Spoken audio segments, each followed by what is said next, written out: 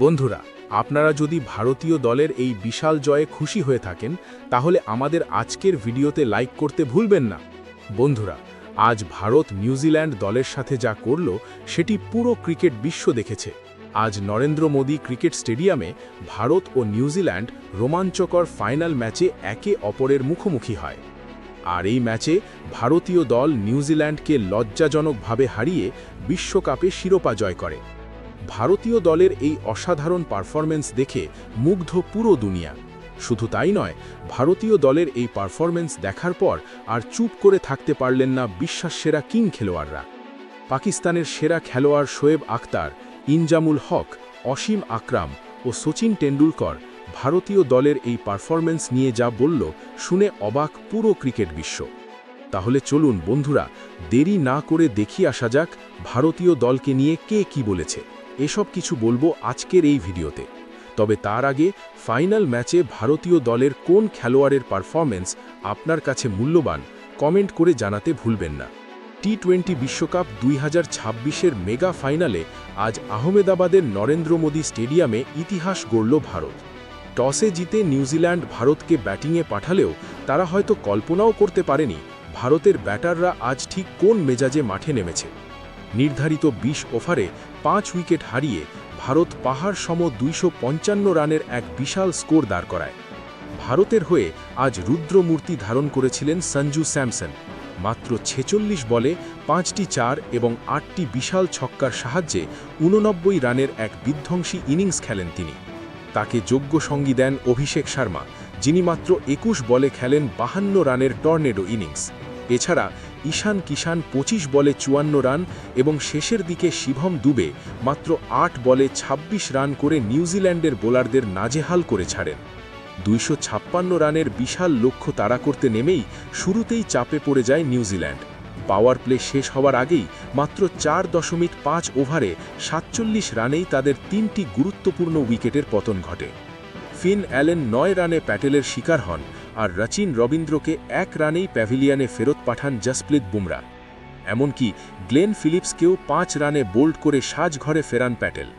Team Seifert এক প্রান্ত আঙড়ে লড়াই করার চেষ্টা করলেও ভারতের বোলিং আক্রমণের সামনে কিউইদের কোনো প্রতিরোধই টেকেনি। শুরুতে 3 উইকেট হারিয়ে নিউজিল্যান্ড যে চাপে পড়েছিল সেখান থেকে তারা আর ম্যাচে কামব্যাক করতে পারেনি। একের পর এক উইকেট হারিয়ে লক্ষ্য থেকে অনেক দূরেই থেমে যায় কিউইদের ইনিংস। ফলে এই হাই ভোল্টেজ ফাইনালে নিউজিল্যান্ডকে বড় ব্যবধানে হারিয়ে টি-20 বিশ্বকাপের শিরোপা নিজেদের করে নিল ভারত। বন্ধুরা, ভারত ও নিউজিল্যান্ডের এই হাই ভোল্টেজ ফাইনাল শেষ হওয়ার পর বিশ্ব ক্রিকেটের কিংবদন্তিরা ভারতের পারফরম্যান্সে রীতিমতো মুগ্ধ। চলুন জেনে নেওয়া যাক কে কি বললেন।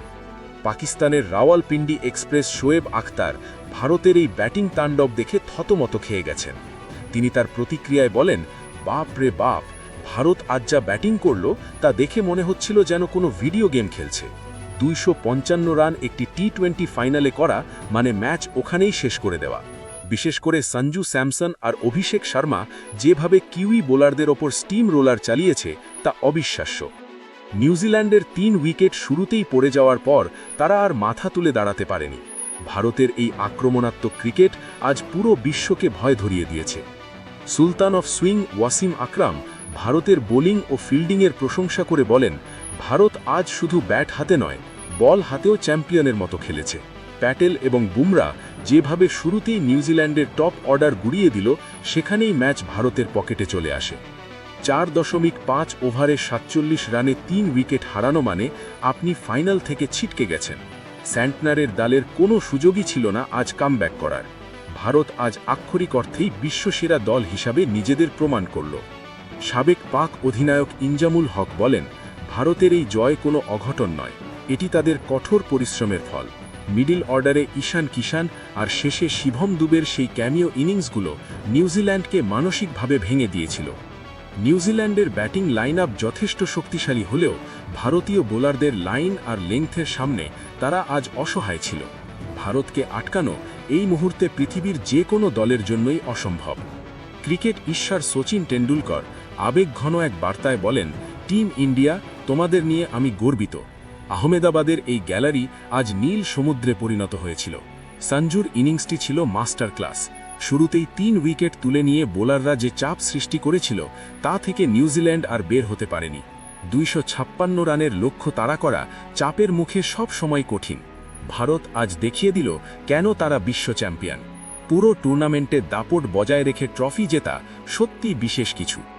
বন্ধুরা, নিউজিল্যান্ড এই ম্যাচে শুরুতেই 3 উইকেট হারানোর পর আর ঘুরে দাঁড়াতে পারেনি এবং ভারত বড় ব্যবধানে জয়লাভ করে আরও একবার বিশ্বজয়ের মুকুট পড়ল। কিংবদন্তিদের এইসব মন্তব্যের সাথে আপনি কি একমত? ভারতের এই জয়ের আসল নায়ক কে, সঞ্জু স্যামসন নাকি ভারতীয় বোলাররা? কমেন্ট বক্সে আপনার মূল্যবান মতামত জানাতে ভুলবেন না। আজকের মতো এখানেই বিদায় নিচ্ছি, দেখা হবে পরের ভিডিওতে। ধন্যবাদ।